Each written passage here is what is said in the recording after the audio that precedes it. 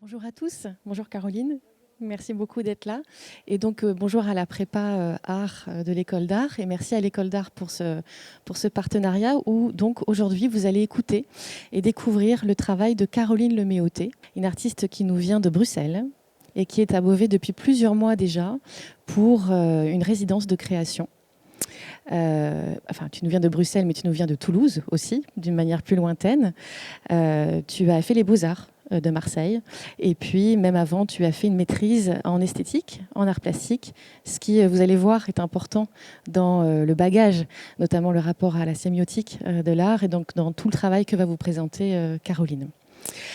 Caroline a été invitée par le Quadrilatère, le Centre d'art de Beauvais, je le disais, dans le cadre d'une résidence de création, pour un parcours d'art contemporain dans la ville, le premier parcours d'art contemporain de Beauvais, qui, sous le titre Nos fières allures, regroupe plusieurs artistes à qui on a demandé d'apporter un regard sensible sur un interstice, et vous allez voir que ce n'est pas sans lien avec le travail de Caroline, qui est le terrain, la rivière, et qui forme une séparation, une frange entre le cœur de ville et le quartier Saint-Jean, qui est au-dessus du coteau Saint-Jean. Cette exposition, donc le vernissage est le 27 mai, vous êtes les bienvenus, et Caroline présentera 4 pièces qu'elle a créées ici à Beauvais, dont une qui est plus une action, elle va vous la décrire, et aussi ce travail est présenté en résonance de la Triennale Art et Industrie de Dunkerque, que je vous invite aussi à découvrir, c'est 2023, l'année de la Triennale, là sous le titre Nos chaleurs humaines, regroupe beaucoup de structures d'art contemporain des Hauts-de-France, sous le thème évidemment des enjeux écologique. Nous avons souhaité inviter Caroline Leméoté, car vous allez voir que radicalement, elle engage un rapport sensible au monde, au contexte, sur lequel elle a véritablement décidé d'agir. En tout cas, à Beauvais, c'est ce qu'elle va nous proposer. Agir en son lieu, agir aussi avec les parties prenantes de ce lieu, c'est fondamental dans le travail de Caroline Leméoté. Elle engage une esthétique relationnelle qui ne peut pas se faire sans interaction humaine, sans relation au site, aux humains, aux non-humains qui l'habitent. Et c'est tout le sens de son travail et du coup l'envie que nous avions de l'inviter. Son travail est très représenté à travers le monde, d'ailleurs, à Palm Springs récemment, aux États-Unis, à travers Elemental, enfin, la fondation Accolade aussi, qui porte véritablement son travail.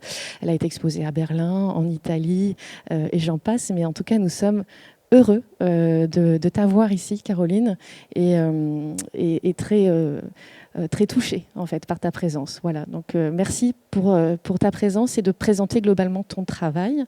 Donc j'avais quelques slides. Voilà, vous avez le nom des 3 artistes invités cette année. Caroline Leméoté, Cécile Le Tallec, Ingrid Luche. Donc l'exposition, je le disais, c'est du 27 mai au 27 novembre. Et donc je vous laisse entre les mains de Caroline, qui est donc invitée cette année. Merci. Alors, j'avais envie de commencer en fait de vous parler de manière un petit peu chronologique dans mon travail parce que pour moi, c'est un peu écrire une histoire et donc vous parler de cette histoire de manière déchronologique, ça me paraissait un peu bizarre. Donc, même si c'est pas la première pièce que j'ai faite dans ma vie, je vais commencer par celle-ci qui date de 2011. Qui est une pièce très importante pour moi. C'est l'œuvre qui est la plus exposée aussi, qu'on me demande le plus. Et ça m'étonne pas vraiment non plus. En fait, c'est une pièce qui est construite comme un tamis. Donc, on a un châssis en bois sur lequel j'ai tendu un grillage alvéolé. C'est tendu par 4 câbles aux 4 coins de ce cadre et connecté donc au plafond.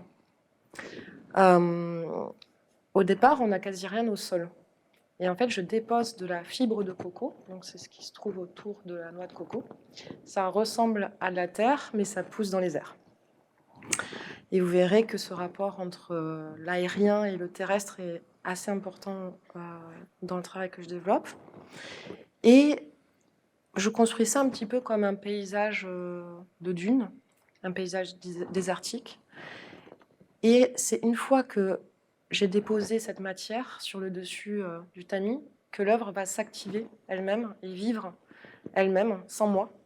Elle va recueillir en fait quelque chose qui est de l'ordre de l'imperceptible pour nous, êtres humains. Ce sont les vibrations du bâtiment. En fait, tout architecte vous dira que tous les bâtiments vibrent, seulement on n'en a pas la perception. Et le seul indice qu'on peut avoir, c'est quand on voit des fissures. Mais les fissures sont des accumulations par milliers de ces vibrations. Et donc, les vibrations vont être recueillies par les câbles.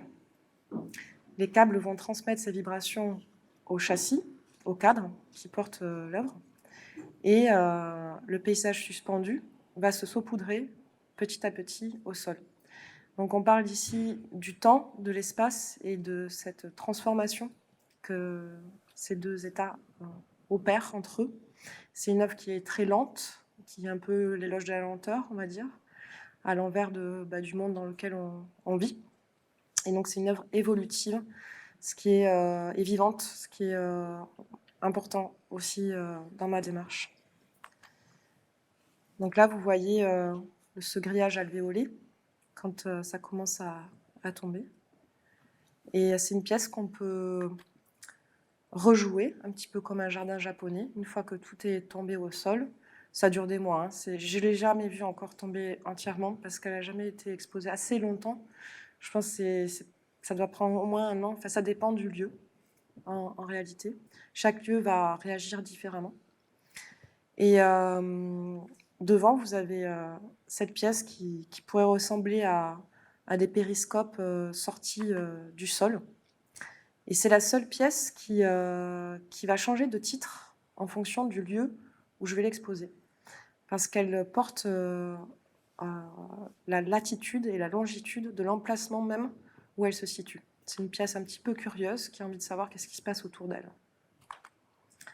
Ici, cette pièce, je vous l'ai mise parce que je pense que vous allez sourire un petit peu tout à l'heure quand vous allez voir ce que je fais actuellement à Beauvais, avec cette énorme boule de terre qui pourrait ressembler à ce que fabriquent les Bousiers, sauf que là, c'est à une échelle plus humaine, on va dire, et qui est comme coincée entre deux espaces d'exposition. Cette pièce aussi réalisée au château de Servières à Marseille, avec ces trous sans fin. En fait, quand on était en face, on ne voyait pas le fond. En réalité, c'est des pièces qui font 2,30 m de profondeur. En photo, on le voit assez mal, mais en vrai, il y a quelque chose d'assez énigmatique comme ça. À la fois, on a l'impression d'être invité à aller à l'intérieur parce que chaque trou est plus large que nos épaules. Donc, ce sont un peu comme des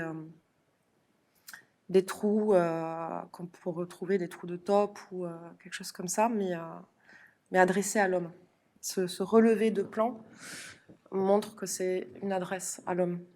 Voilà, une vue un petit peu plus large de cette expo. Et puis cette pièce aussi réalisée à la Galerie des Grands Bains-Douches de Marseille, qui est réalisée aussi en fibre de coco, ici en briques compressées. Ce sont des briques compressées et déshydratées. Et ce lieu était assez humide. C'est quand même les bains-douches, les anciens bains-douches, mais néanmoins c'était très humide. Et cette pièce en fait évoluait aussi dans le temps. Je ne sais pas si vous le voyez sur la photo, mais c'est un petit peu penché sur la droite. C'est pas moi qui ai tangué quand j'ai pris l'image. Et pendant l'exposition, en fait, ça bougeait comme ça en fonction de l'hygrométrie. Donc cette forme de procession comme ça, il y a quelque chose. Donc la pièce s'appelle Urbi et Torbi. C'est un peu l'idée de quelque chose d'assez universel en fait dans la forme. Ça peut nous faire penser à l'île de Pâques, à une mégalopole, mais aussi à des grandes termitières. Donc ça touche un petit peu le rapport à l'homme, à l'animal, et peut-être aussi à une forme de sacré.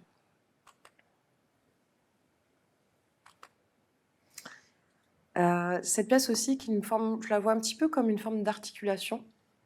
Elle s'appelle Activité des obliques. Une boule comme ça, qui est traversée par cet axe en métal, qui invite presque à vouloir tourner, à vouloir actionner, à vouloir changer quelque chose. Et c'est peut-être justement pas en choisissant des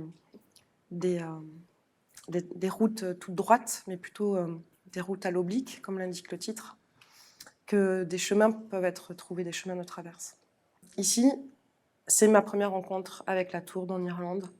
Donc une rencontre qui est très importante pour moi. On a cette pièce qui s'appelle To Be Continued, qui fait 6 mètres de long et qui est un petit peu comme un horizon. Cet horizon que j'ai parcouru dans la campagne irlandaise et où j'ai rencontré pour la première fois la tourbe d'Irlande, qui est en fait une matière, un sol assez particulier. C'est une terre fossilisée, contrairement à une terre de forêt qui est en régénération permanente, dans le cycle, en fait, qui est inscrit dans un cycle. Les tourbières, en fait, c'est une accumulation par année. Donc c'est un écosystème qui est très rare et précieux et qui est plutôt marécageux. Donc c'est pas du tout le même système que les sols qu'on connaît mieux. Ici, on a une tourbe qui date de 15 000 ans. Donc c'est quelque chose qu'on peut dater. Et quand j'ai rencontré pour la première fois cette matière, j'ai eu cette sensation que je portais dans ma main quelque chose qui était vraiment très ancien, que j'avais un morceau d'histoire. Et c'est ensuite en fait que je l'ai fait analyser et que j'ai compris que ma sensation était juste en fait. Mais je ne pensais pas que c'était autant d'années. Et ici, cette pièce aussi réalisée à Dublin avec le bloc T.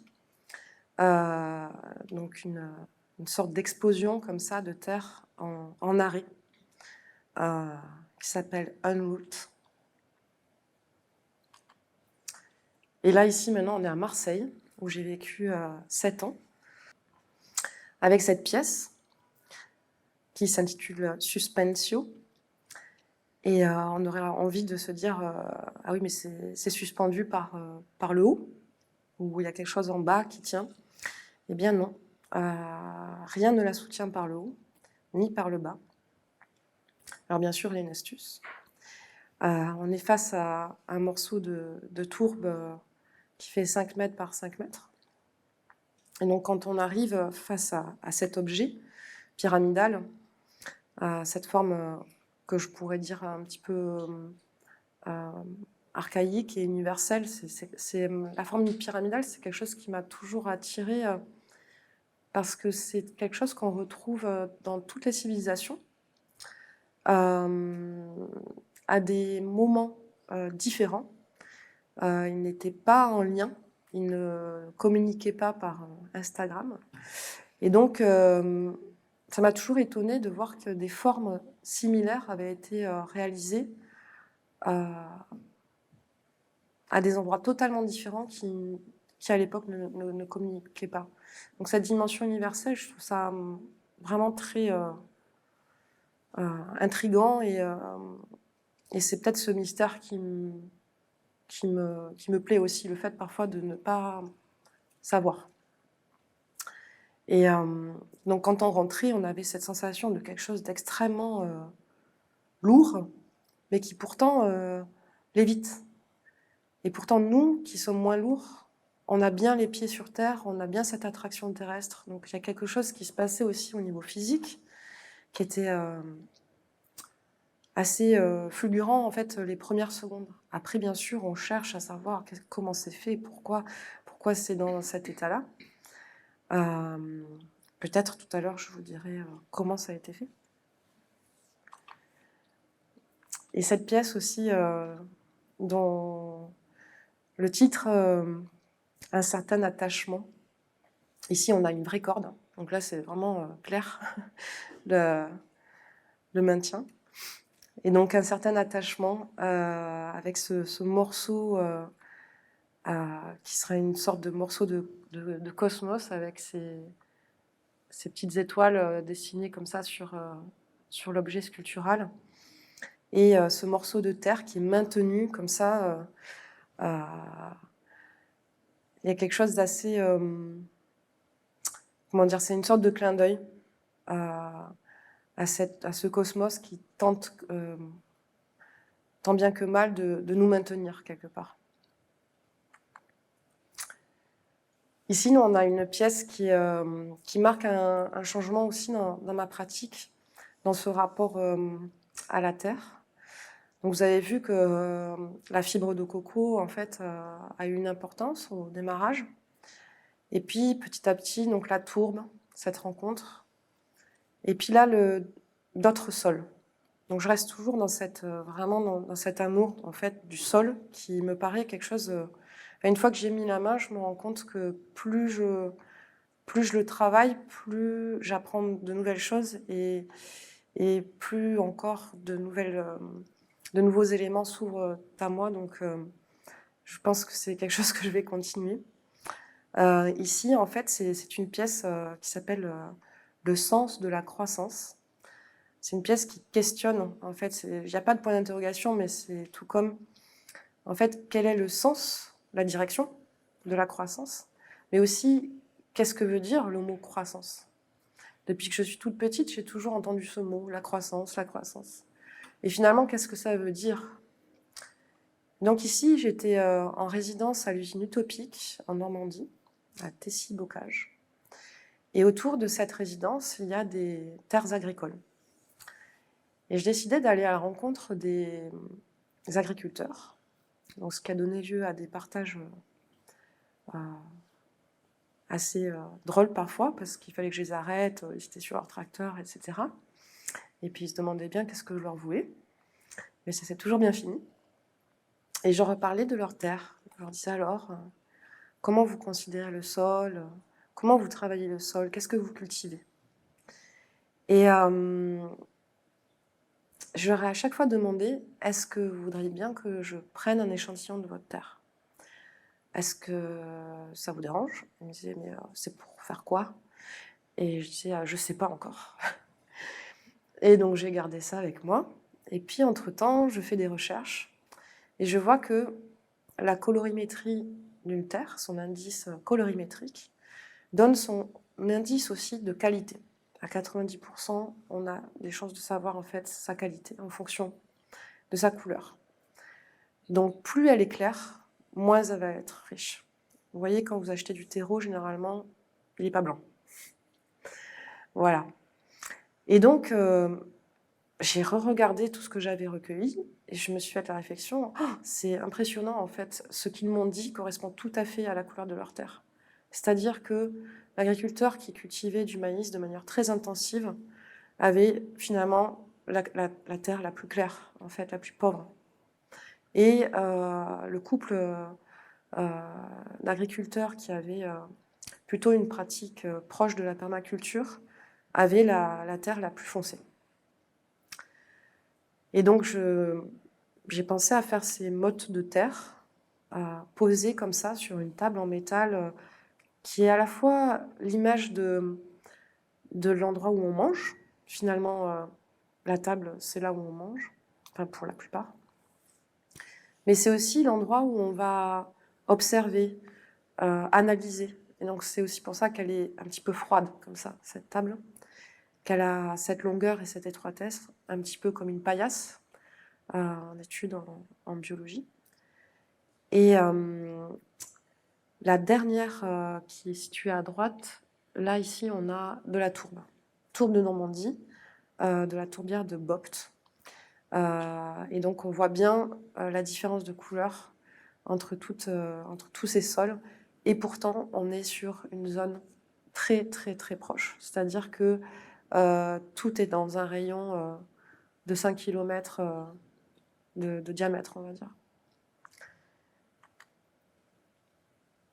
Voilà, ici, c'est une vue lors de l'exposition du prix Art Collector à Paris, en 2021, à l'espace Beaubourg. Et ce monochrome de tourbe, de Normandie, qui nous fait face. Encore une fois, le fait de relever le plan du sol, en fait, pour moi, c'est une manière de dire regardez, en fait. Parce que finalement, la Terre, on l'a quasi jamais sous nos pieds. Si vous faites attention, en fait, on marche toujours sur du bitume. C'est rare qu'on marche sur la Terre elle-même, en tout cas en Occident. Et finalement, on la regarde moins. Et généralement, tout ce qui est un peu sous nos pieds, c'est quelque chose qu'on ne regarde pas trop.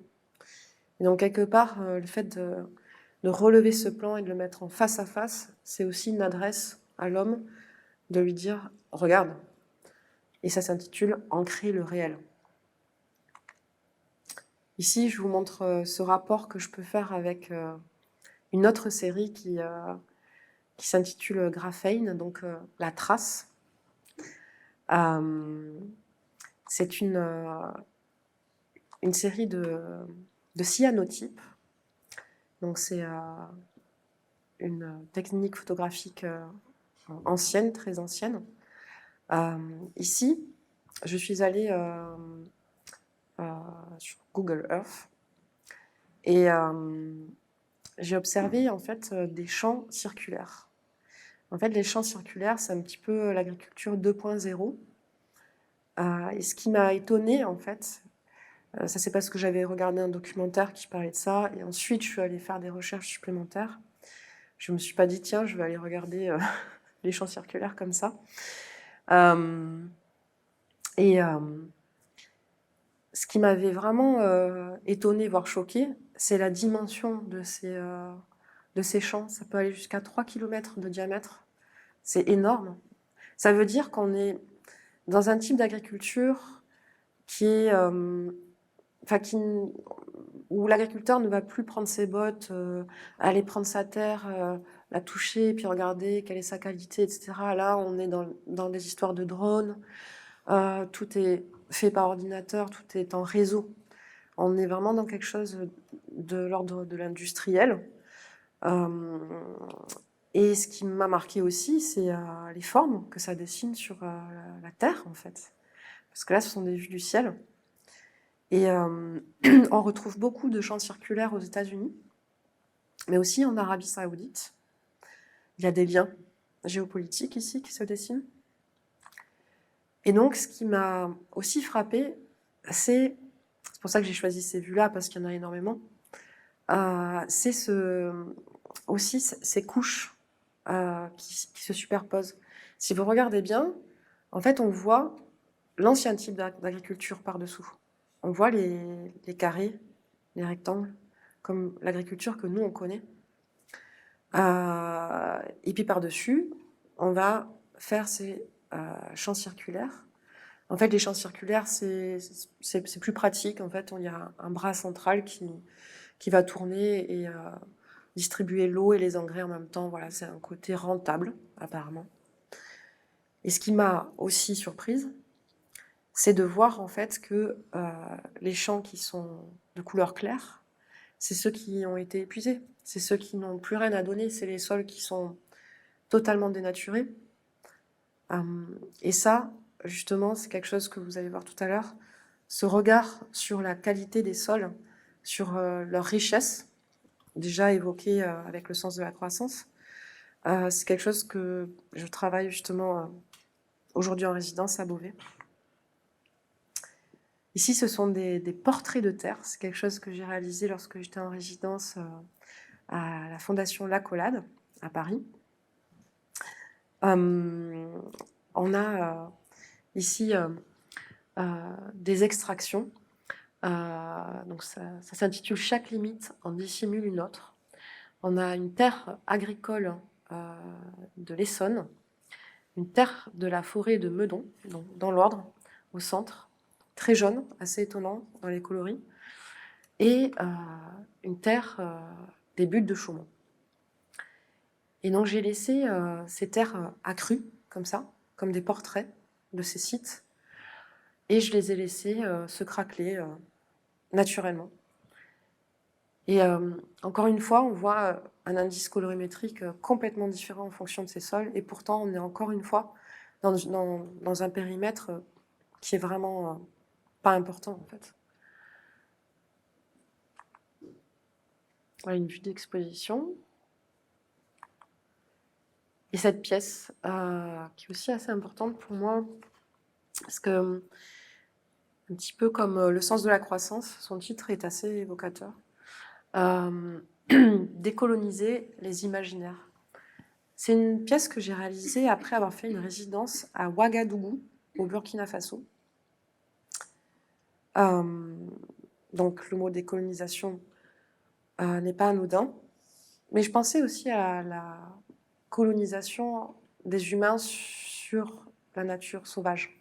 En fait, l'homme colonise l'homme, mais il colonise aussi cette nature sauvage, et j'insiste sur le mot sauvage, parce que quand on parle de nature, finalement, c'est un peu comme la croissance. Qu'est-ce que c'est que la nature? En fait, il faut quand même se poser des questions sur les mots qu'on a tendance à utiliser trop souvent et qui, au bout d'un moment, perdent. On ne sait plus de quoi on parle, en fait. Et donc, est-ce que c'est une nature domestiquée dont on parle? Par exemple, est-ce que un jardin en plein cœur de la ville de Paris, c'est une nature domestiquée ou une nature sauvage? Bien sûr, c'est domestiqué. Et quelle est la part sauvage qui reste? Et après cette forme de colonisation, et cette pièce ressemble un petit peu à une baignoire ou un abreuvoir. Elle est réalisée avec des éléments que j'ai récupérés dans une décharge sauvage. Donc j'étais en résidence à Deux Angles, en Normandie, à Flers. Et la médiatrice me dit: Caroline, il faut que tu ailles voir à tel endroit, je pense que ça va t'intéresser, il y a une décharge sauvage, je pense qu'il faut que tu ailles voir. Bon, je lui dis: ok, je vais voir, je te fais confiance.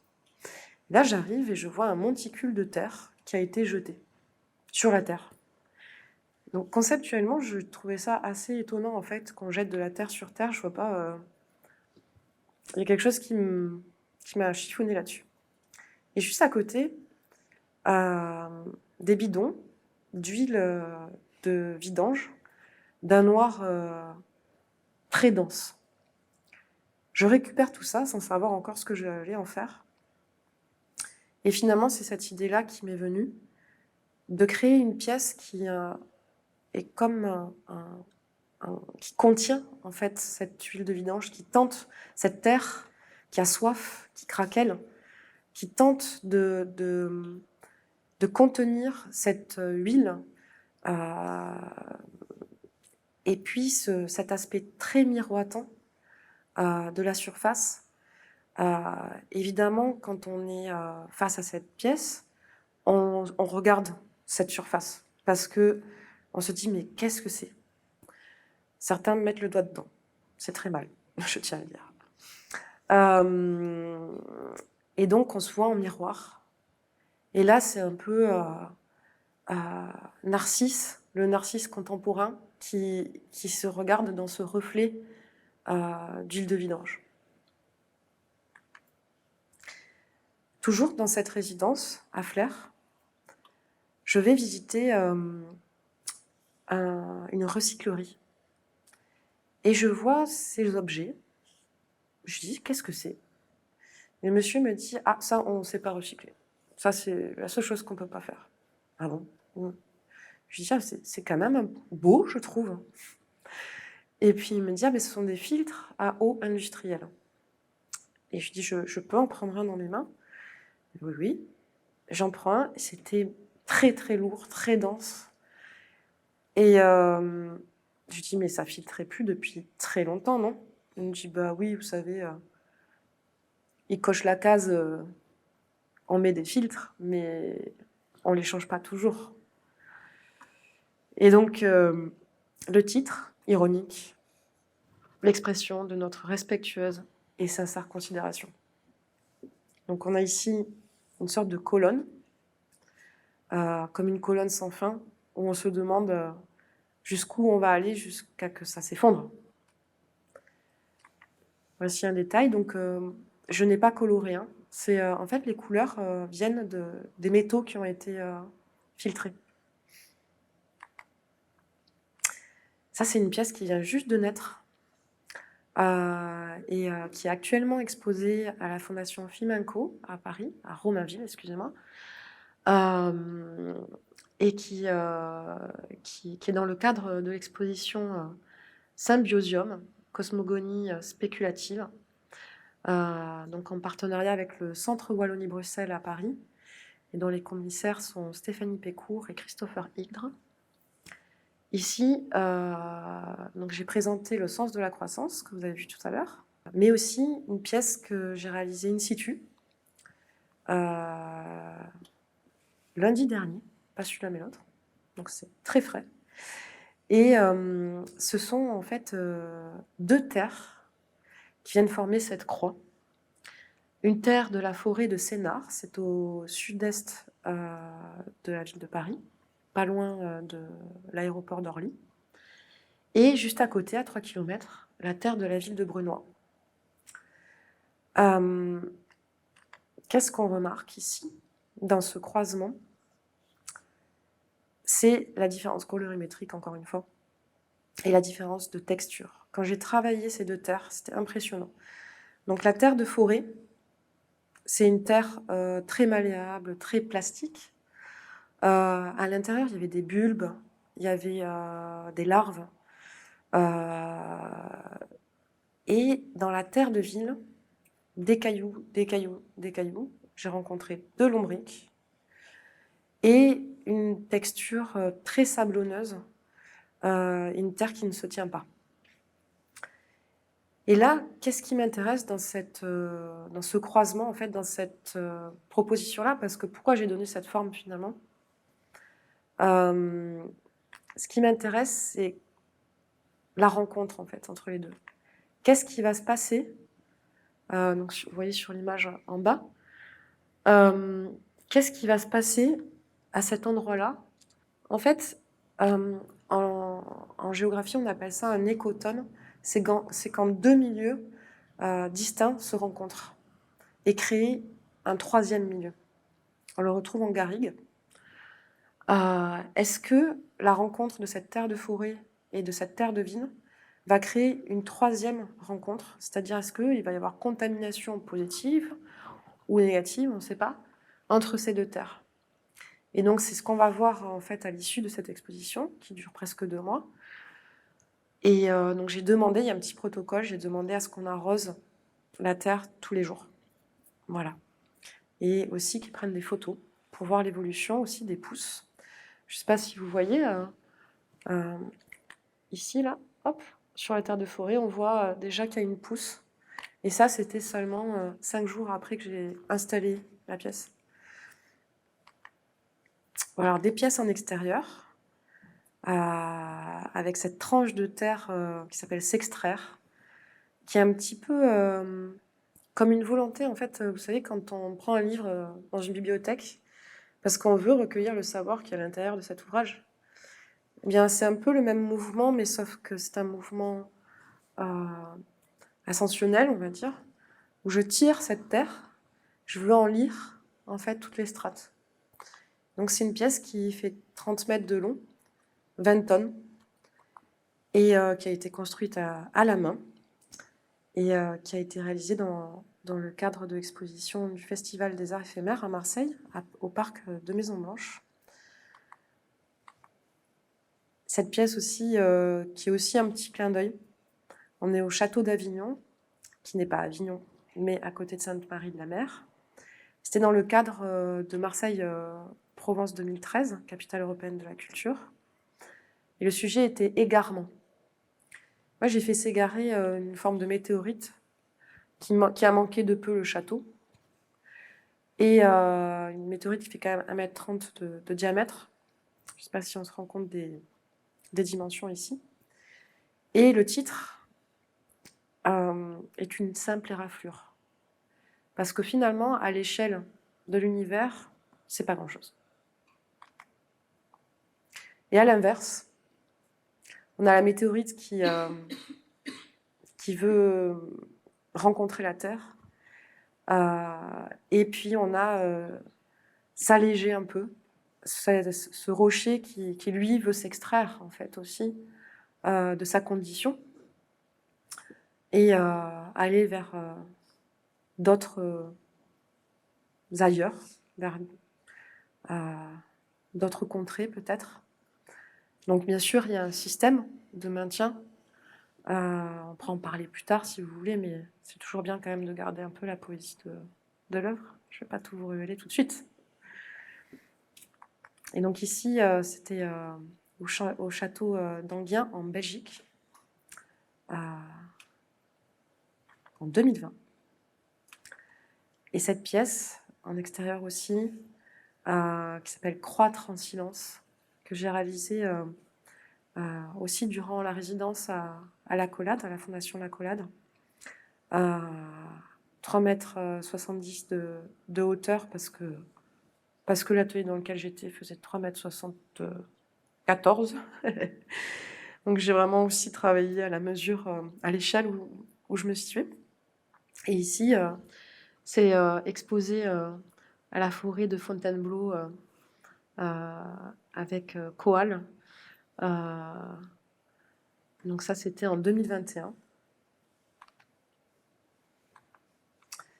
Et je vais vous parler maintenant du projet qui m'amène ici à Beauvais, enfin des projets. Et le premier que j'ai intitulé Tellus Remediation. Alors, Tellus, c'est la déesse romaine de la terre. Ici, on a donc une proposition d'œuvre collective autour de la phytorémédiation. Donc, si vous voulez, dans cet intérêt que j'ai pour le sol, au gré de mes lectures, je me suis rendu compte que là, la qualité du sol, ça devenait vraiment une question prédominante. Je pense qu'on n'en parle pas du tout assez. En fait, on parle du réchauffement climatique, mais c'est très bien. Mais je pense qu'il faudrait vraiment urgemment parler de la qualité des sols, parce que un récent rapport du GIEC nous dit que 75% des sols dans le monde sont dégradés et qu'en 2050, on en sera à 95% si ça continue comme ça. Donc, en fait, il faut qu'on mange. C'est le sol qui nous donne à manger, qui nourrit les animaux aussi. Donc, on ne peut pas vivre avec 95% des sols dégradés. C'est pas possible, en fait. Et donc, je me suis renseignée sur les méthodes de dépollution des sols. Et là, je remarque que les méthodes employées par les collectivités et les industriels sont des méthodes qui, bien sûr, sont à l'image du système économique dans lequel nous vivons, c'est-à-dire un système qui demande à rentabiliser en permanence tout et à aller très vite. Et donc, ça marche par, en gros, excavation du sol. Donc, on va arriver avec des gros tractopelles, on va enlever toute l'épaisseur qu'il faut. Si c'est 1 mètre, c'est 1 mètre. Si c'est 2 mètres, c'est 2 mètres. Et donc, on va mettre ça dans des camions, des dizaines, voire même des centaines parfois de camions, qui ne marchent pas à l'électricité. On va envoyer ça, on ne sait pas où. On va le traiter, bien sûr que non, parce qu'on n'a pas les moyens de traiter tout ça. Et on va ramener de la bonne terre à l'endroit où il y avait de la mauvaise terre. Alors, faut pas être un grand ponte en mathématiques pour quand même se rendre compte qu'avec 75% du sol, on ne peut pas dépolluer 25% du sol qui est bon, ne va pas dépolluer 75% du sol qui est mauvais. Enfin, c'est logique juste. Donc je me suis dit, mais on va droit dans le mur, ça c'est certain, mais il n'y aurait pas d'autre solution. Et donc je vois qu'il y a cette possibilité en fait qui est beaucoup plus douce et certes plus longue, mais cela demande simplement d'être dans l'anticipation, de voir le temps autrement. C'est ça en fait. C'est pas faire les choses à la dernière minute en se disant ah mon Dieu, il faut absolument que je construise un hôpital, vite, vite, vite, vite, il faut construire une école. Non, on peut anticiper en fait. C'est possible. C'est juste qu'il faut considérer les choses autrement. Et donc, il y a la possibilité de dépolluer les sols grâce à certaines plantes qui ont cette capacité de dégrader les polluants. Alors, ça prend du temps, ça va prendre parfois jusqu'à 3 ans. Il faut s'en occuper aussi, parce que si on veut dépolluer, par exemple, les métaux lourds, les plantes vont en fait conserver les métaux dans leurs feuilles et dans leurs racines. Donc, il faudra couper ces plantes ou les arracher et ensuite les traiter. Par contre, pour ce qui est de l'ordre des hydrocarbures, ça c'est autre chose. Il y a une forme de phytodégradation qui s'opère et par en fait, les molécules sont cassées un petit peu comme une digestion, comme nous on peut digérer les aliments qu'on ingère. Voilà. Et je me suis dit, mais comment je vais faire pour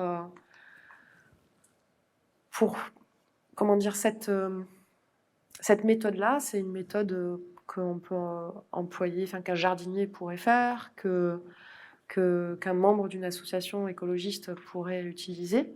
Mais moi, en tant qu'artiste, comment je vais trouver la forme pour pouvoir mettre en action ce projet? C'est pas évident. Et donc, aussi en lisant, je me suis rendu compte que voilà, il y avait ces bombes de graines qui ont été développées au Japon au XVIIIe siècle.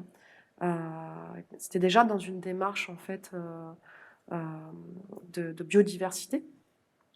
Et donc on met des graines dans une boule de terre. Ensuite on balance ça puis on attend que ça pousse. Et je me suis dit, ça je peux prendre les deux. Je prends des graines phytorémédiatrices et je mets ça dans une bombe de graines, enfin dans une boule de terre. Ça fait objet sculptural. On fabrique ça de nos mains. Et ensuite, on va déposer ça un petit peu de manière, un peu comme un happening ou de manière performative. Et donc là, je vous montre la recette, parce que pour moi, c'est quelque chose qui est sans copyright. C'est libre de droit et ça peut être repris. Donc on utilise de la terre végétale, du terreau, de l'argile, 30%, et un mélange de graines phytorémédiatrices. Et ensuite, on crée une boule de terre. Mais il y a quelque chose quand même qu'il faut savoir, c'est qu'il faut faire une analyse de sol. On ne met pas n'importe quelle graine, en fait. Donc moi, je travaillais ici avec un laboratoire qui a recueilli nos échantillons de terre. Ici, c'est des échantillons qui sont entre la Tour Boileau et le pont de Paris. Et voilà, on nous a listé en fait les polluants et listé les graines qui permettent en fait d'avoir une influence positive sur ces polluants et donc de remédier à cela. Et j'ai aussi utilisé dans l'argile, utilisée ici, c'est des argiles de la région. C'est important parce qu'on reste dans cette logique de quelque chose de local aussi. Donc, on a l'argile jaune du plateau d'Alonne, l'argile rose de Barémien et l'argile verte de Gau. Là, ici, je vous montre des images des ateliers que j'ai réalisés. Donc, pour moi, l'idée, c'est que, bien sûr que j'aurais pu faire ces bombes de graines toute seule et dire « Ah, regardez, c'est bien, j'ai dépollué. » Mais pour moi, ça n'avait pas de sens si ce n'était pas quelque chose de collectif. Et donc, avec l'équipe du Centre d'art Le Quadrilatère, on a monté ce projet où on va dans les écoles, collèges, lycées, associations, foyers jeunes travailleurs, foyers jeunes travailleuses, maisons de retraite, pour aller à la rencontre des habitants et en fait les inclure à l'œuvre. Donc ils font partie de l'œuvre en fait. Ils sont autant partie prenante que moi finalement. Et donc là, on nous voit en train de faire ce mélange, terreau et argile avec de l'eau. Je fais toujours une petite présentation d'abord, comme je vous fais la présentation aujourd'hui. Et là, donc, on voit le moment du faire, où les mains sont importantes, je trouve, le travail comme ça, ce rapport à la terre aussi, mettre les mains dans la terre.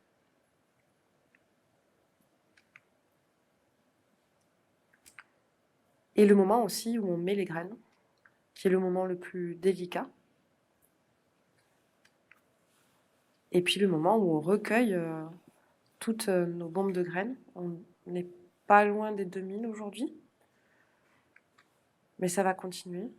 Et puis là, une bombe de graines qui pousse, simplement pour montrer un petit peu comment ça se passe. Et donc le 27 mai, on a rendez-vous du côté de la Tour Boileau pour jeter les milliers de bombes de graines qu'on aura réalisées ensemble, donc sous forme de performance, sur le site du coup qu'on a étudié. Et avant cela, le 12 mai, il y aura un atelier XXL sur la place Jeanne Hachette. Et je vous montre quelques plantes phytorémédiatrices, rapidement. Colza fourragé, la camomille matricaire, l'œillet d'Inde, le seigle, le trèfle incarnat, calendula et bien d'autres. Ici, on a l'évolution de ce projet avec les graines, les petites bombes de graines phytorémédiatrices. Donc là, c'est une pièce que je réalise moi, qui n'est pas réalisée avec les habitants et qui va se retrouver justement en extérieur, toujours, à côté de la Tour Boileau, avec ces bombes de graines géantes, on va dire, qui font 30 cm de diamètre, que je suis en train de réaliser sur une sorte de... Là, ce sont des schémas, parce que du coup, c'est en train d'être fait, donc c'est en cours. Donc vous avez un peu l'avant-première de ce qui va arriver, ce qui est en train de se faire. Donc c'est une forme un petit peu aussi de mangeoire en inox. Donc en fait, j'utilise à la fois l'esthétique un petit peu de la campagne et une esthétique assez contemporaine. Voilà, il y a ce mélange-là. Et ces grandes bombes de graines qui sont posées dessus, qui du coup, elles, cette fois, sont un petit peu adressées à l'animal. Parce que je sais pertinemment que lorsqu'il va pleuvoir, ces boules de graines, en fait, vont s'affaisser, se déformer, devenir tas. Elles vont évoluer. Et puis, elles vont laisser apparaître les graines. Donc, les oiseaux vont s'y intéresser. Les oiseaux vont disséminer un petit peu tout ça à côté. Donc, voilà, c'est à la fois un travail avec l'homme, enfin l'être humain, et donc les habitants de Beauvais, mais aussi avec la faune. Donc ici, on a les schémas que j'ai transmis et l'emplacement avec cette belle ligne bleue. Et puis ces escaliers aussi qui m'ont marqué. Donc ça, c'est vraiment un parcours. Je ne sais pas si vous avez déjà vu ces escaliers. Voilà, c'est vers le pont de Paris. Et donc on est en haut, on a le plateau donc, du quartier Saint-Jean. Et moi, ça m'a beaucoup étonnée. Déjà, ces escaliers, formellement, architecturalement parlant, c'est un peu un mur, comme ça. Il y en a beaucoup. Et puis, ils ont une présence assez forte visuellement. Mais ce qui m'a encore plus étonnée, c'est qu'en fait, il y a des habitations derrière et qu'on ne les voit pas. En fait, en fait, tous les habitants qui sont derrière cette colline, ils sont presque cachés, en fait. Et la seule chose qui donne l'indice de leur présence, c'est cet escalier, parce qu'il n'est pas fait pour rien. Et il y a quand même pas mal de passages, notamment des personnes qui n'ont pas le permis. Et donc, le fait de sentir comme une partie de la population comme un peu de côté, quelque part, invisible, J'ai eu envie de faire une proposition où tout d'un coup, on déroule le tapis rouge et on rend les choses plus visibles. Et donc, ces escaliers vont être peints en rouge seulement sur les contre-marches, parce que je souhaite qu'on voit ça que quand on les monte. Quand on descend, on ne voit pas en fait ce rouge. Et ensuite, quand on arrive en haut, on aura cette pièce. Donc c'est aussi une prévisualisation, hein, donc ce ne sera pas exactement ce que vous voyez là. Les gens ne seront pas des ombres, comme vous pouvez le voir. Et donc, cette pièce, c'est un petit peu comme un relais. Elle est réalisée aussi en inox pour les 3 parties qui forment cette installation. Au pied, on aura de la pouzzolane. Donc la pouzzolane, pour ceux qui ne connaissent pas, c'est en fait une roche qui est issue du volcanisme. On a des teintes un petit peu rosées, un petit peu vertes, un petit peu bleutées parfois. Et donc, en haut, cette espèce de chapeau, on a du mylar. Donc c'est ce qu'on va retrouver sur les couvertures de survie. C'est aussi utilisé en horticulture parce que c'est un réflecteur de lumière, mais c'est aussi utilisé dans la recherche de l'aérospatiale. On va retrouver ça sur certains satellites. Et donc cette pièce, c'est un petit peu une zone en fait où j'aimerais en tout cas que les gens s'y retrouvent presque même dessous et sentent cette connexion peut-être entre la Terre à ses origines et puis quelque chose de l'ordre plus cosmique, en fait, d'un recul en tout cas sur le monde. Voilà. Et c'est terminé. Voilà.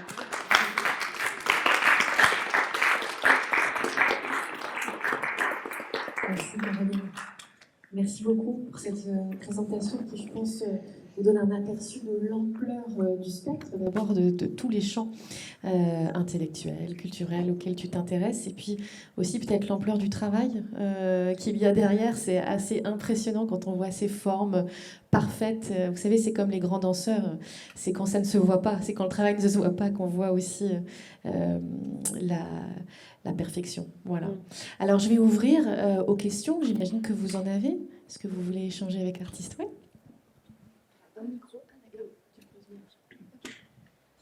Moi, c'était juste pour savoir pourquoi vous avez choisi de travailler la terre.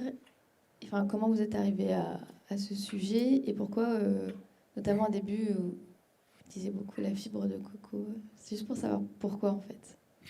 Oui, alors la Terre, c'est vrai que je pense que pour moi, c'est un peu comme un socle. Comme je disais tout à l'heure, c'est une part du monde qu'on ne regarde pas beaucoup, mais qui pourtant, en fait, c'est ce qui nous permet d'être vivants, en fait. Et ce que je trouve beau dans la Terre, en fait, c'est que c'est un peu comme l'épiderme de notre peau. En fait, c'est quelque chose, le sol, vis-à-vis de la Terre avec un grand T, c'est vraiment rien. En fait, c'est la couche fertile, elle est très très fine en fait. Donc c'est quelque chose de très fragile en fait, le sol. Quelque chose de très lourd, quelque chose de très présent et à la fois quelque chose de très fragile. Donc j'aime bien en fait tout ce qu'elle comporte en fait. Et puis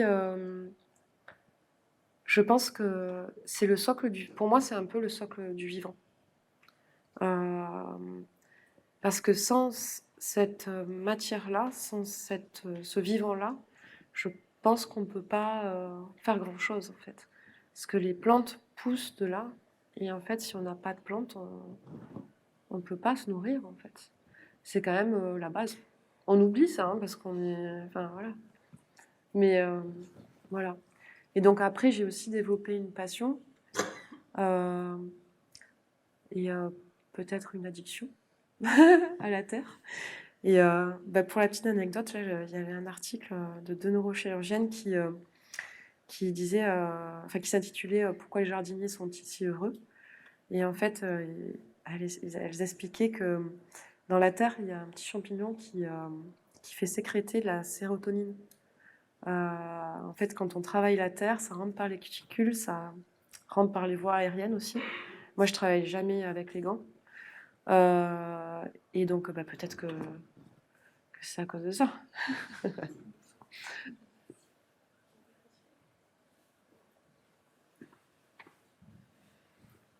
Alors moi, c'était pour savoir la pyramide, du coup, comment est-ce qu'elle tient? Ah En fait, c'est une accroche qui est faite par l'arrière, en débord du mur. Donc la pièce est vraiment tenue comme ça. Donc le poids est démultiplié parce que je ne sais pas si vous avez essayé de... On peut prendre quelqu'un dans ses bras et le soulever comme ça, contre soi, mais on ne peut pas le soulever comme ça. Ou alors on est très fort. D'accord?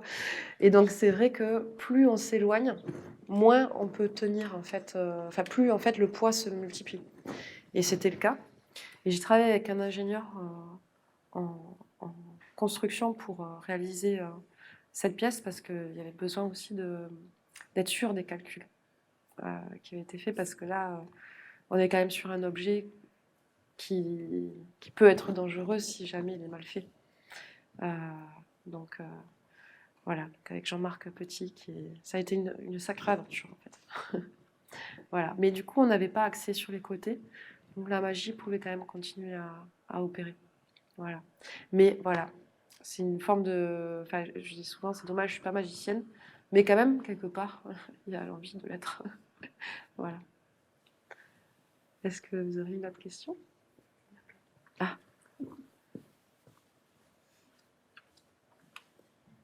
Bonjour, alors moi je voulais savoir, c'était quoi votre rapport avec la science? Parce que vous avez parlé de la science animale, de la bioscience et aussi de la physique d'une manière plus générale. c'est vrai que la science est assez présente dans mes recherches. Euh, Parce que la science nous parle de la vie et c'est vrai que je pense que j'ai envie de comprendre un peu la vie. Voilà, j'ai envie de mieux comprendre où je suis, de comprendre comment les choses fonctionnent. Puis ce que je trouve intéressant aussi dans la science, c'est que elle se remet quand même souvent en question. C'est pas, enfin, c'est vrai que quand j'étais plus jeune, j'avais l'impression que ce qui était scientifique, c'était toujours vrai. C'est vrai au moment T, en fait, à l'instant T. Mais après, eux-mêmes se remettent souvent en question. Et c'est cette idée de la recherche qui m'intéresse vraiment. Parce que les scientifiques sont toujours en recherche et, euh, et les plasticiens aussi. Enfin, moi, en tout cas, je me considère être toujours en recherche euh, et savoir se poser des questions aussi. C'est surtout ça, en fait. C'est se poser des questions. Voilà. Alors, j'apporte pas forcément de réponses, ou alors c'est des réponses momentanées, comme les scientifiques. Voilà.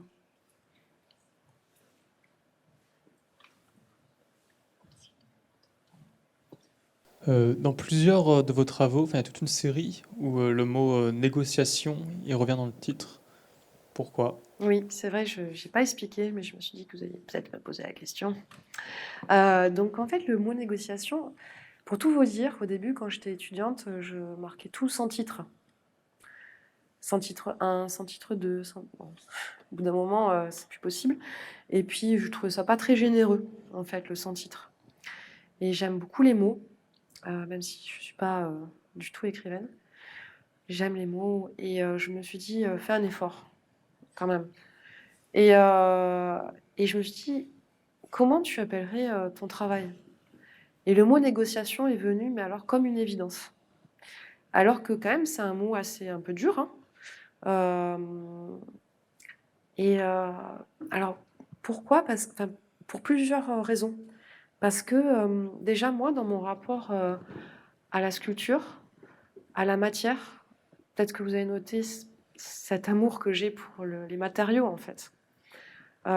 J'aime faire de mes mains, c'est vraiment quelque chose de très très important. Mon corps est mis dans l'œuvre, hein, souvent physiquement, parce que euh, c'est parfois des pièces qui demandent à être investies très physiquement, quoi. Celles qui sont de grande dimension notamment. Et, et donc, c'est une forme de négociation pour moi avec pas mal d'éléments comme, voilà, par exemple, je vais travailler la cire d'abeille ou la, la terre. Mais bon, la terre, chaque terre est différente. Euh, et, euh, et donc, j'entame une forme de négociation avec elle, avec la matière, parce que moi, je veux l'amener quelque part, mais elle m'amène aussi ailleurs. Et donc, on est obligé d'être dans une forme de pourparler, toutes les deux. Et donc, je dois l'écouter aussi, parce qu'elle-même, elle m'apporte quelque chose. Euh, je découvre des choses grâce à elle. Et donc, parfois, elle me fait un petit peu prendre d'autres chemins, et c'est bien. Et puis après, il y a aussi une manière de voir le monde, c'est-à-dire que je pense que d'être au monde, c'est savoir négocier. On peut pas faire tout ce qu'on veut. On peut se donner les moyens de faire beaucoup de choses, mais on doit quand même être en regard de ce qui nous entoure. Et, euh, et donc pour moi, c'est une affaire de négociation. Et si c'est un mot un peu, parfois un peu dur pour certaines personnes, c'est parce que les choses, elles se font pas non plus. Tout n'est pas bisounours, hein, dans le monde, hein, on le sait. Donc voilà, c'est un peu ça l'idée. Euh, voilà, je sais pas ce que ça vous évoquait, vous, hein, vos négociations comme ça. Enfin, moi, il y avait un peu l'idée. Merci. Vu que plusieurs fois vous parlez quand même d'écologie, Mhm. moi j'avais eu l'idée un petit peu de tenter de, je sais pas, une sorte de pardon, enfin d'essayer de négocier comme si on voulait te pardonner de la nature, quelque chose comme ça. Moi, ça m'avait fait penser à cette dimension-là. Mhm. Oui, c'est pas. C'est. Bon, après, ben, moi personnellement, c'est pas. Je demande pas le pardon parce que je pense que c'est pas pardonnable. Mais par contre, on peut faire des efforts. Voilà, c'est juste ça, c'est être dans une. Tenter la résilience, en tout cas, tenter la rémédiation. C'est. Ça me semble, comment dire, le minimum. Voilà, le minimum qu'on puisse faire, quoi. C'est du respect, en fait. C'est ça. En fait, c'est une question de respect, surtout. Après, bien sûr, par exemple, le projet que je fais à Beauvais, c'est que le début. Voilà, pour moi, c'est un peu un projet pilote. Et bah, je suis contente qu'il soit accueilli parce que c'est un projet qui a déjà été refusé, hein. Donc, ça en dit long sur les capacités et les envies de certaines personnes, on va dire. Mais c'est une pierre à porter, c'est une brique à ce grand édifice, mais c'est mieux que rien. C'est-à-dire que rester les bras ballants et se dire ah mon Dieu, mais qu'est-ce qu'on va faire? C'est catastrophique, qu'est-ce qui nous arrive? Comment on va faire? Bah, je trouve ça pas très constructif en fait. Donc, si on peut trouver chacun à son échelle des moyens d'apporter sa petite brique, on est quand même des milliards sur la planète, hein. Donc, ça peut avoir son petit effet. Voilà. Et puis j'avoue, franchement, de faire ce projet, moi, ça me rend très heureuse en fait. Ça fait du bien d'être dans l'action, en fait, de dépasser la part symbolique aussi de l'œuvre et de la mettre en action de manière très concrète. Et surtout, je suis très curieuse de toutes les fleurs qui vont pousser déjà. Et puis de l'évolution que ça va avoir, puisque c'est quand même un projet qui va avoir du suivi. On va pas laisser les choses comme ça et dire ah ben voilà, on a mis des graines phytorémédiatrices, ça a dépollué. Ben, on va quand même faire une analyse de sol supplémentaire au moins un an après pour voir où on en est et voir en fait comment ça a évolué. Est-ce que ça a eu une réelle incidence qu'on a fait positive. Voilà. Et puis ce que j'espère aussi, c'est que toutes les centaines de participants pourront parler eux-mêmes à d'autres personnes de ce projet, et puis que chacun puisse le faire aussi à son échelle. Et peut-être aussi que ça peut influencer les collectivités, en fait. Je pense que c'est à cette échelle-là que ça devient plus important. Parce que l'analyse du sol a un coût, donc c'est pas tous les particuliers qui vont pouvoir faire ça chez eux. Mais les collectivités, quand même, par contre, peuvent tout à fait se réapproprier cette démarche. Vraiment. Alors, pas forcément en faisant des boules de terre, mais en semant, tout simplement, ces graines-là. Au lieu de mettre des fleurs, je sais pas moi, des géraniums, par exemple, peut-être qu'on peut mettre la calendula, les œillets d'Inde, etc. C'est tout aussi charmant. Voilà. Merci Caroline. Merci beaucoup. Est-ce que vous avez d'autres questions? Oui. Merci beaucoup pour cette présentation de vos travaux. C'est vraiment formidable, vraiment dans l'étymologie du terme, c'est effrayant de voir la dégradation et d'observer la dégradation des sols. Et en même temps, c'est d'une beauté à couper le souffle. Je suis aussi ravi de voir que la révolution d'un seul brin de paille prend pied via l'art à Beauvais.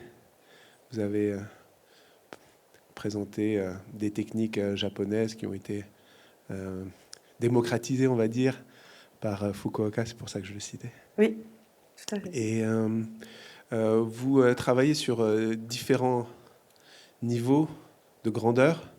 Et je me posais la question à savoir si, dans vos prochains travaux, vous pensiez travailler sur la microbiologie des sols et si les plantes bio-indicatrices étaient aussi dans votre ligne de mire. Oui, oui, tout à fait.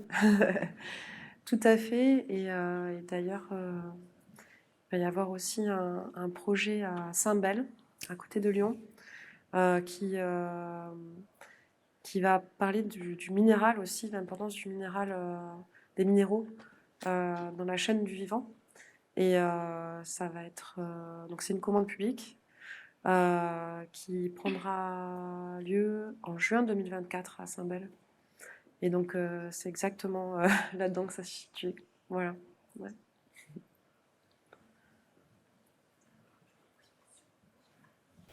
Je voulais savoir, Caroline, ta pièce à Fiminco, La Croix, c'est une pièce qui finalement est éphémère, parce que tu vas lorsque l'exposition sera terminée avec l'accolade, j'imagine qu'elle va partir, que tu ne la récupères pas, ou est-ce que tu la récupères et tu vas continuer à l'arroser, mais dans ces conditions, comment tu peux effectivement garder cette croix, parce qu'on l'a vu un vendredi, c'est un peu fragile quand même, hein, c'est un espace particulier. Comment tu envisages les suites à donner à cette pièce? Oui, merci, c'est une bonne question. En fait, alors là où c'était fragile, c'est qu'il y a des gens quand même qui ont mis le pied dedans, parce qu'on ne regarde pas où on met les pieds. Mais sinon, après, elle va évoluer toute seule, c'est-à-dire que la terre de ville, elle commence déjà à s'effriter parce qu'elle ne se tient pas. Mais par contre, la terre de forêt, c'est incroyable comme elle se tient bien.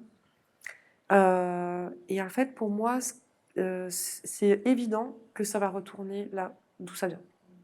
C'est-à-dire qu'à la fin de l'exposition, ça va retourner à Sénart et à Brunois. Donc tu Je ne les vais pas mets... la conserver. D'accord, tu les mets pas dans un endroit spécifique, je Non. sais pas, ou à Sénart ou à Fiminco, je sais pas si c'était Non, possible elles de vont mettre retourner dehors. à leurs origines. Et en Ouais. fait, c'est pour moi, c'est intéressant la valeur expérimentale. Ce que j'en retirais en fait de cette expérience, ce que je vais retirer. Mais par contre, c'est une pièce qui peut être rejouée avec d'autres terres d'ailleurs. C'est-à-dire que si je veux... Donc c'est un protocole en fait. C'est un protocole, on est d'accord. D'accord. Et c'est la première fois en fait que tu fais une pièce éphémère de ce type-là, non? Oui, Hein? de ce type-là, oui. Ouais. Parce que des pièces éphémères, j'en ai fait d'autres, puisque par exemple, la tranche de terre qui sort du sol, malheureusement, Oui. j'ai dû la détruire après l'exposition. parce que je ne pouvais pas emporter avec moi 30 mètres et 20 tonnes de terre, évidemment, mais je ne pouvais pas la laisser parce qu'il n'y avait plus d'assurance. Parfois, c'est aussi bête que ça, hein. Mais là, c'est la première fois que je fais un protocole comme ça. Ouais. Et c'est dingue parce qu'en plus, c'est venu très naturellement pour moi, cette proposition. C'est venu même simplement. J'ai pas, enfin, c'était évident que ça devait être fait. Voilà. Et je pense que ça va être intéressant de refaire ce protocole avec d'autres terres, dans d'autres pays. Tu vas archiver tout ça, les images, Exactement. ouais. Ouais. Et c'est Et pour voir ça comment que... ça évolue au fur et à mesure de l'exposition, comment Exactement. ça pousse, à quel niveau. Ouais. C'est pour ça que j'ai demandé donc aux membres de l'équipe de Fimenco et du Centre Wallonie-Bruxelles de prendre des photos au moins tous les 2 jours pendant toute l'exposition pour voir en fait comment ça pousse. Faut juste qu'ils n'oublient pas d'arroser, quoi. C'est tout. Mais bon. Et j'ai juste une dernière question concernant, si je peux. Oui.